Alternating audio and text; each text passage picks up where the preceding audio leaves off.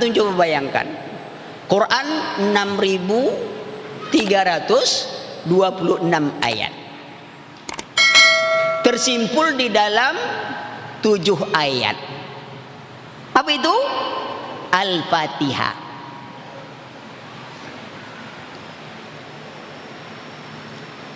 Bagaimana 6.326 ayat disimpulkan dengan 7 ayat? Antum bisa bayangkan tuh. Antum tak bisa jawab ini kecuali lihat penjelasan para ulama. Sebab kalau kita buka Al-Fatihah, tak ada rasanya mewakili itu. Antum artikan 7 ayat tuh. Alhamdulillahirabbil alamin, ya, mulai dari bismillahirrahmanirrahim, ya. Alhamdulillahirabbil alamin sampai akhir ayat. Rasa-rasanya tak mungkin mewakili 326 ayat itu, tak mungkin.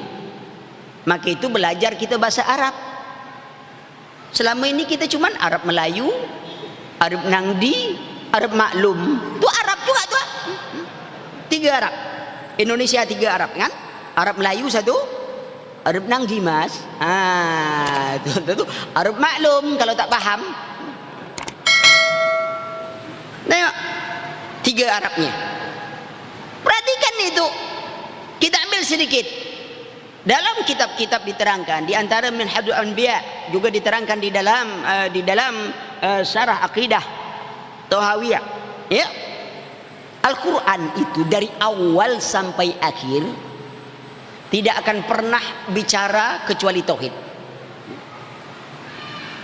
Apabila Al-Quran berbicara tentang perbuatan Allah, nama dan sifat Allah Subhanahu wa taala, ini disebut Al-Quran berbicara tentang tauhidul ilmi al-khabari. Saya ulangi, apabila Al-Quran berbicara tentang perbuatan Allah, nama dan sifat Allah, berarti Al-Quran berbicara tentang tauhidul ilmi al-khabari. Dalam bagian Al-Imam Ibn Qayyim, dalam pembagian Syekh Muhammad bin Abdul Wahab, dia disebut tauhid rububiyah wa tauhid asma dan sifat. 1. Yang kedua, apabila Al-Quran berbicara tentang hak Allah, ya, untuk diibadati, maka ini disebut Al-Quran sedang berbicara tentang tauhid talabi wal qasdi. Ini pembagian Ibn Qayyim.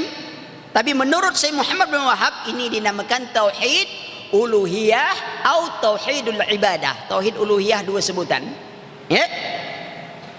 Yang ketiga, apabila Al-Quran berbicara tentang halal dan haram, ini dinamakan Al-Quran berbicara tentang mukammilatut tauhid, penyempurnaan tauhid. Yang keempat,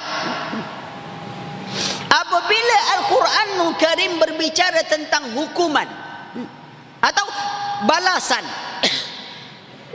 bagi orang-orang yang tidak melakukan perintah Allah, bahkan mengerjakan larangan Allah, ini dinamakan jazaa'un liman kharaja anit tauhid, pembalasan bagi orang yang keluar dari daerah tauhid. Kelima, apabila Al-Quranul Karim berbicara tentang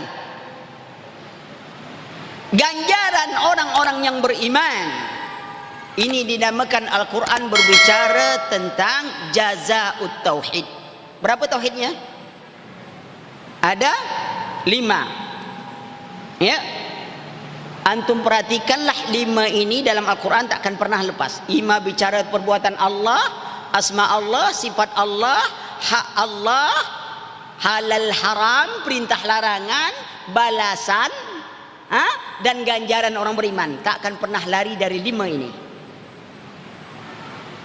Itu inti itu. Sekarang kita lihat dalam Al-Fatihah, ada tak kelima-lima itu? Ada. Asma Allah, sifat Allah, hak Allah, orang yang taat, pelaku maksiat, semuanya ada. Tersimpullah di dalam Al-Fatihah. Itu baca bahasan ringkas tuh. Sebab kalau kita ngaji Al-Fatihah panjang lagi. Ya. Imam Ibnu Qayyim aja menafsirkan iyyaka na'budu wa iyyaka nasta'in 3 jilid. Kalau kita buat kajian daurah seminggu surah Al-Fatihah. Mantap kan? 1 minggu daurah khusus Al-Fatihah. Kita banyak baca tapi kita banyak tak tahu. Artinya tahu, tapi kenapa kita tak tahu? Tapi alhamdulillah lah kita sudah mulai tahu bahwa Al-Qur'an itu ternyata terdiri dari 6.326 ayat, bukan hanya 1 surat saja. Kemarin baru saja diberitahukan bahwa ternyata ada surah Al-Maidah ayat 51. Kita tak nyangka rupanya ada surah Al-Maidah ayat 51. Alhamdulillah ada yang memberitakan pada kita. Semoga kita besok membaca juga surah. قل يا عبادي الذين أسرفوا على أنفسهم لا تقنطوا من رحمة الله